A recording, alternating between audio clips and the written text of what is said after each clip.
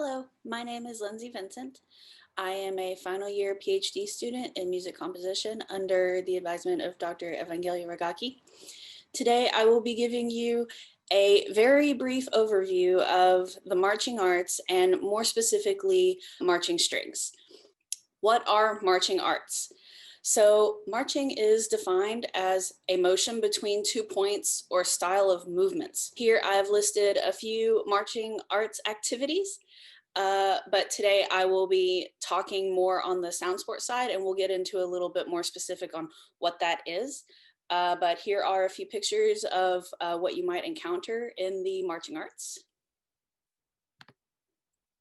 So what is marching band? So the historic marching band roles were for militaristic purposes or symbolic gestures, public relations, and entertainment. Now, modern marching band roles are very vast, but in short, they are the same in addition to field shows, which are a certain length of time comprised of music that may be popular music or tell a story. They have that responsibility in addition to a pet band for sporting events. And over to the right, I have the modern instrumentation of marching bands. This is important because I will be talking about strings, which are not typically found in the marching arts scene. We have woodwind, brass, percussion, and color guard. So I would like to talk about two organizations that have had an effect on my compositions. So Drum Corps International is primarily active in the US, but other countries do participate when they are able. There are currently 47 active corps in the United States from last year's season. Of course, there was not a season this year.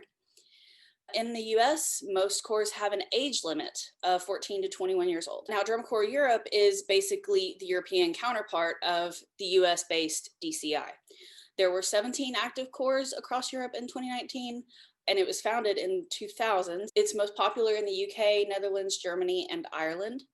And typically, they do not have age limits, and in some cases are considered a family activity.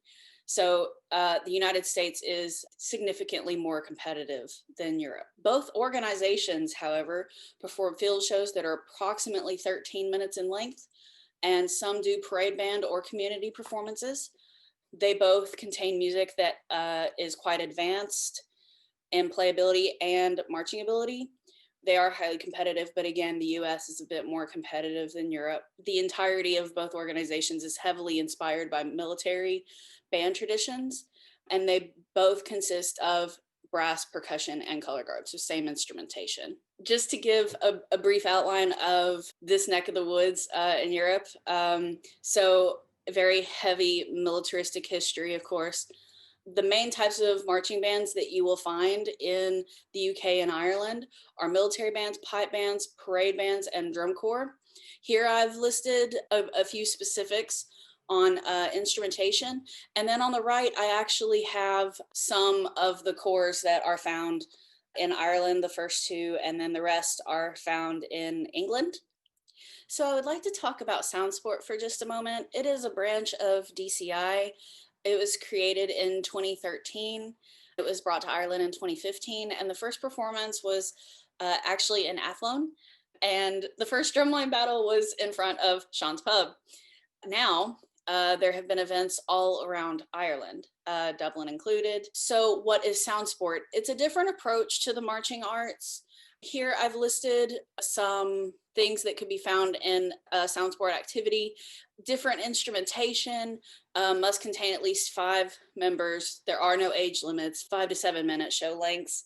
And the performance area is significantly smaller. You can choose to be competitive or not, and it's supposed to be local and budget friendly. So a lot of my music that I'm writing actually would fit in the sound sport category because I'm using different instrumentation and including the marching and movement aspect. So a little bit more about specifically my research. I am aiming to incorporate movement and visuals derived from the marching arts into non-marching contemporary ensembles.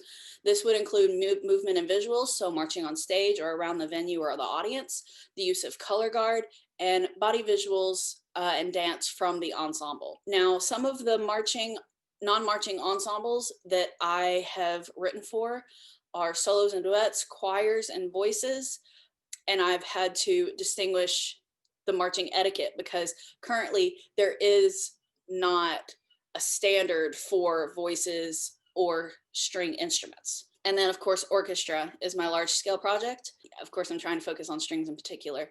Now, the picture on the right is from last year. It was for the grad show. I had the privilege of working with the Mornington Singers, and I believe that the performance was successful. There was a lot of positive feedback, and it was really great because I had people coming up to me after the show, and they each had a different experience based on where they were, because I had the Mornington Singers marching around them and through them, and so depending on where you are in the audience, it affected the way that you heard or viewed the show. So my compositions contain a combination of drum corps style composition techniques and extended techniques. As I've already said, my compositions would be categorized as sound sport music. In drum corps, extended techniques are not typical. In 2014, there was the use of electronic pitch bends with the Blue Coats, and that was the first real use of extended technique on the field, except for like pre-recorded sounds and tape. I've also used drum corps inspired chord progressions, voicing, and dynamic usage in my compositions.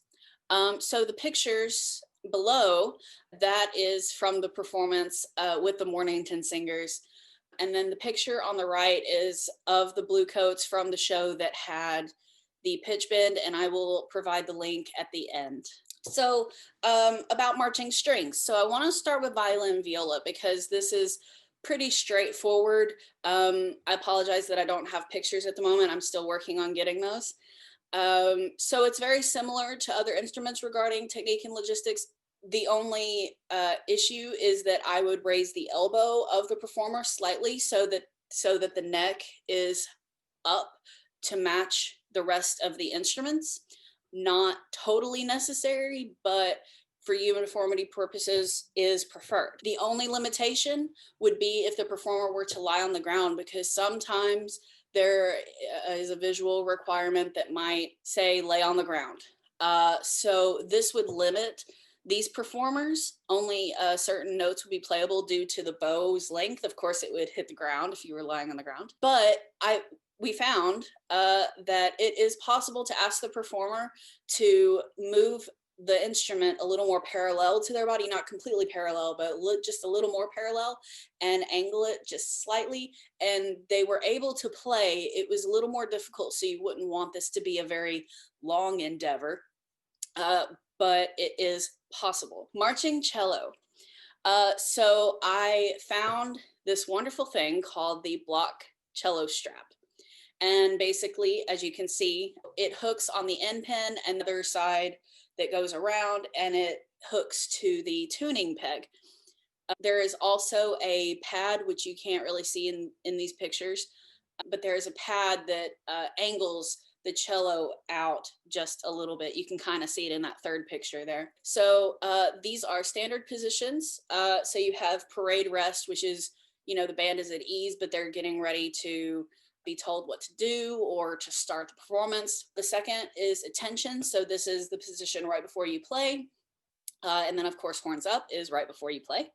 And here I have a short video example of Martin going from parade rest to horns up. Typically there is a tension in between this, but it was just to show how easy it is to move the cello from this to immediate playing position. And apologies, I don't know what happened to the sound to this video, but at least you can see it.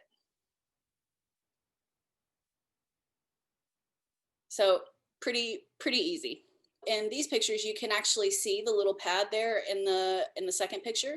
So slide left and slide right are just terms that we use when you want to march to the left or the right, because when you're performing, typically you face forward unless there's some kind of compositional effect that you're going for. So what that means is that your body is moving one way while your where your torso is facing the audience. So you actually kind of twist and contort yourself, which is why it looks like his feet are facing forward, because they are.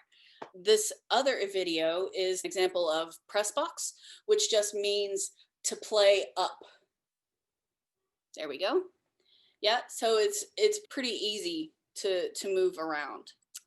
And that concludes my presentation. If you have any questions, please feel free to email me. I am always up for a discussion about marching band or my research. It's something I'm very passionate about, so I never get tired of talking about it. I have also provided a list of recommended shows if you would like to be introduced to the marching band world. Typically, we start off by showing someone a show from DCI because it's amazing what they have accomplished. So here are some DCI, DCE, Winter Drumline, and Winter Guard shows. And that concludes my presentation. Thank you so much.